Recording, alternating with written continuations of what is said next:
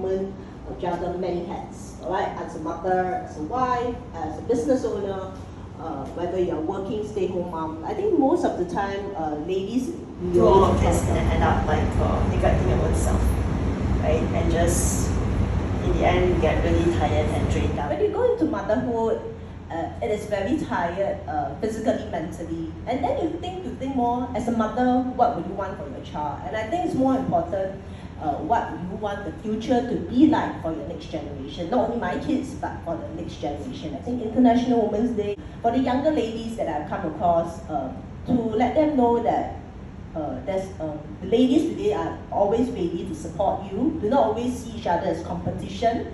Do not see each other as a threat. Know that collaboration goes a long way. Nobody runs a marathon alone. We are all in this thing. In stressful situations, or maybe they've been retrenched, or they're trying to pivot, or they're going through parental leave. And for mental fitness training is to help people to be more resilient and to manage their stress. What I want to share with everybody is that it's never too late. So I'm thinking I want to be a coach. I'm thinking of a wellness course as well, and because like people always think like, you are not certified. Can you always find exactly what it is that you are passionate about and put your whole heart into it, and you can do it.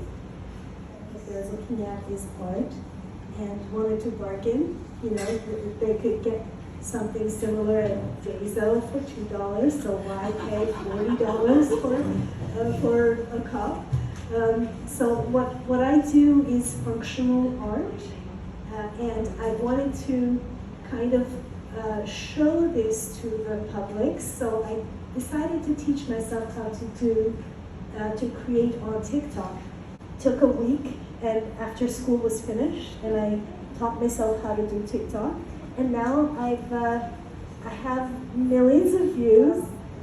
It's just starting out, 31-some thousand followers.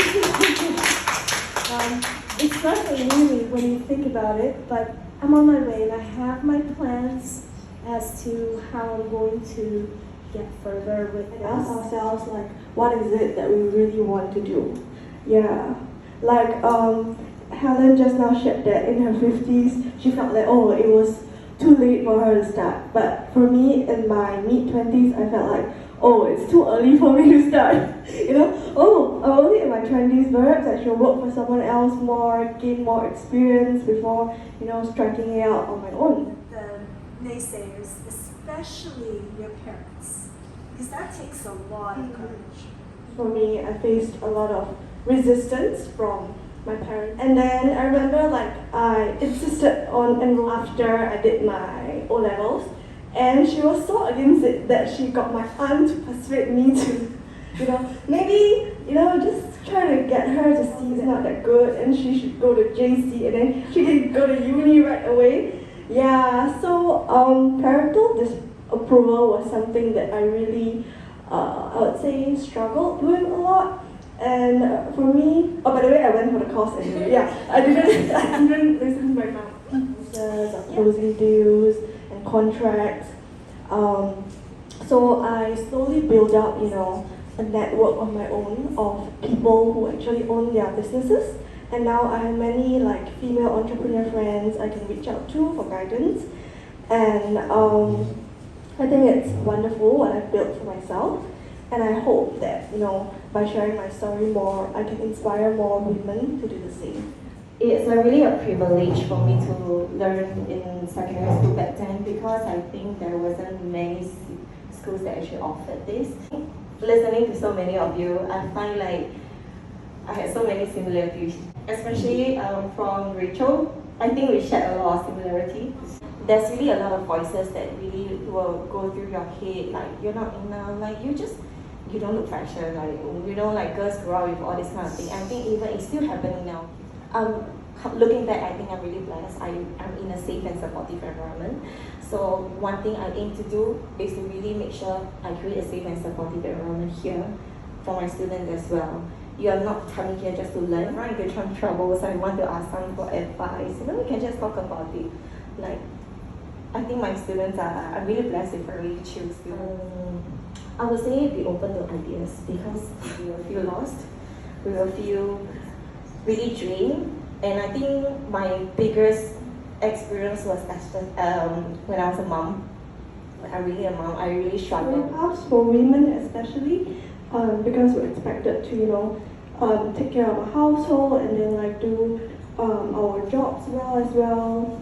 It's very different from the past where women were just expected to, raise their children well. So I feel like nowadays society really not only pushes the career woman narrative a lot, but it has like certain definitions of what a successful entrepreneurship would look like. Yeah, and I feel like the main thing that I've learned a lot from my businesses is to find courage, find courage to build like financial stability and so much more joy, and running my own schedule and getting to listen to my clients' stories and really learning more about what they want and creating a piece of art or even writing a piece of coffee. That kind of creative fulfillment is something that I am very grateful that I get to, have my dream career, and I work very hard at it. Yeah, I also had to like learn to validate my own dreams even when other people don't. After dealing with self-doubt, I had to deal with like parental doubt, like societal doubt. Right now, if I don't do anything, I don't get work and I don't get money, and like I am definitely way more resourceful now today after stepping upon my journey of becoming a creative entrepreneur. And success really isn't just about talent, it really is about persistence as well. Your hypervigilance, saboteur. We will, in the training, we teach you how to actually shift from that negative thought to a more positive thought, which will help you to be more calm and focused so that you can make better decisions. When I first started, I wasn't really that good, to be honest. I'm very grateful for all the clients who believed in me from the beginning. Yeah, and I'm very glad that I persisted in the different things I wanted to do, and I got to where I am today. So thank you all for being here with me today. These are the things that I find I'm really even more thankful for this community who really just celebrate you and really embrace you. And the biggest thing I love about being in this kind of settings is I really fortunate of me to really meet friends who really just, we can just, hey, I have this idea, I want to do this. Okay, we all have to do together. And we are not someone that come from the same background. We all specialize in different things, but it's just, let me help you, we get it done, that's it. No judgment, just purely celebrating each other. Just a little story about this instrument. I think pretty much everybody knows from where, right? Yeah, I watch Chinese. Yeah. And this originated from China, and it's a really, really old instrument. Do you want to guess how old it is? 100? 1,800. 2,000 years old. More than 2,500 years. Yeah. So it's really a privilege for me to learn in secondary school back then because I think there wasn't many schools that actually offered this.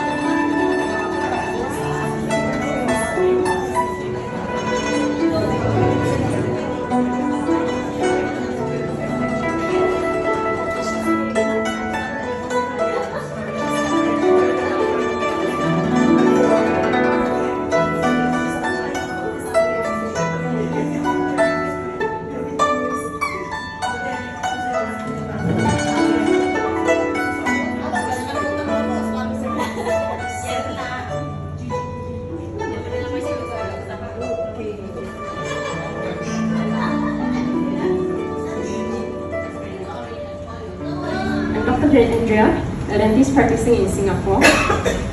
Every day I help patients with their teeth. But more often than that, what I realize is how small changes can actually create a ripple effect and cause many changes in our life. Let me share a simple story. I once had a patient, a young lady, so we started with small and manageable steps to help her to address her dental concerns. Over time, influenced her daughters that the two began coming in for dental checkup, addressing long neglected dental issues. Now they return regularly. Every time they leave the clinic feeling more confident, happier and healthier. So every time after she left the clinic, she actually takes selfie and then post it on Instagram. Yeah, which is really, I think it's quite rewarding. So this isn't just about overcoming dental fear. That's how one woman's decision, the mom, decided to care for herself, inspire her daughters to do the same. But beyond the impact on my patients, this journey has also changed me. Dentistry has taught me patience, resilience, and the importance of human connection. Seeing my patient take small steps towards better health and confidence has reminded me that growth often starts with a single, intentional choice.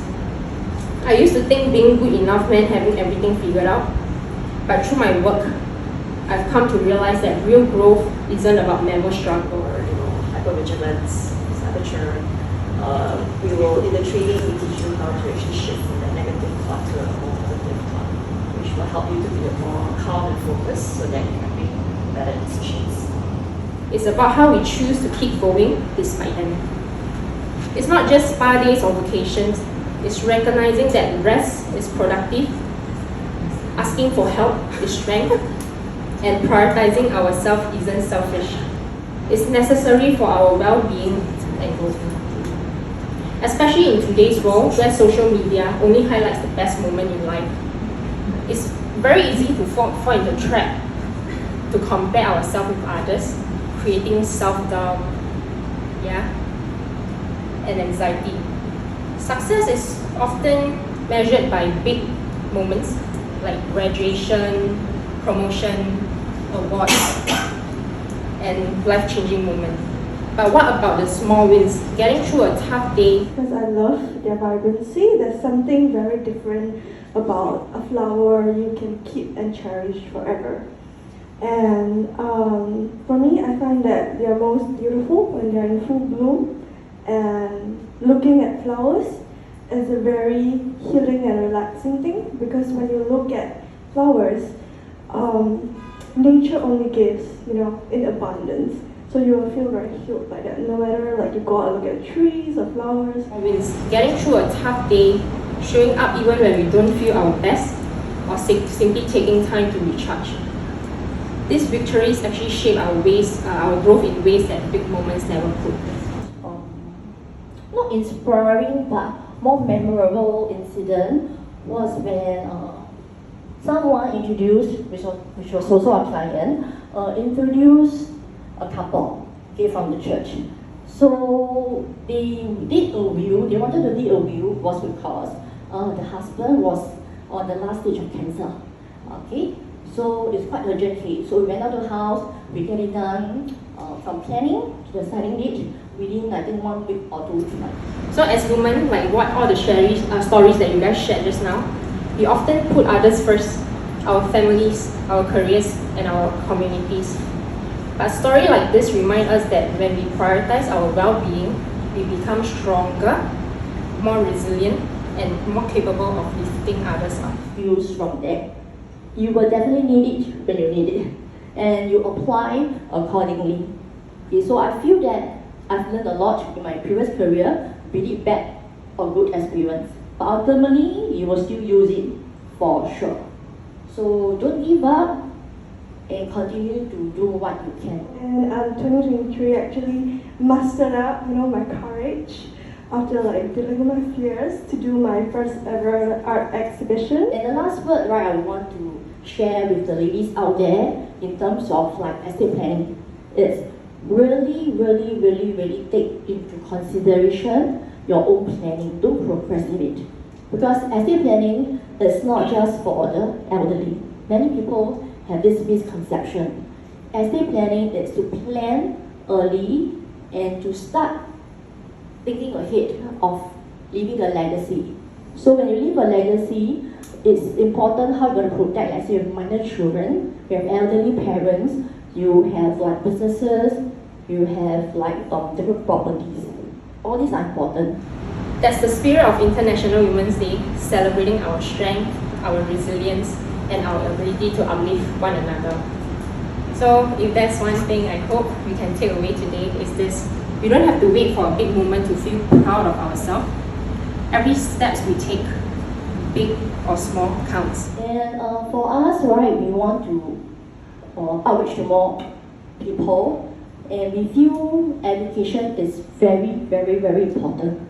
So it is something that we should not neglect, and hope that if there's a chance, we can also do more outreach programs, speak at more places like corporates, to integrate discipline is part and parcel of even like the welfare support for the staff. It was a self-funded exhibition. I didn't know what was going to happen. I didn't know if I was going to have any customers. And I promoted it aggressively on my Instagram stories. And it was a weekend exhibition, so people came for like 2 days. And I remember on the Sunday afternoon, like so many people I knew came. I was so touched by the support because from like 2 to 9 p.m, like different groups of people I knew just kept coming to support me, whether like through their presence or buying my art. And I found that just so wonderful. Acknowledging this is a form of self-care, and when we do, we create room in our lives to grow, to heal, and to thrive. So today, let's commit to being kinder to ourselves. Let's celebrate every step of our journey, and remember, growth isn't about perfection. It's about showing up, learning, and keep moving forward one step at a time. As we celebrate International Women's Day, let's ask ourselves, what small step will I take today for myself to create a positive change in my life? Thank you.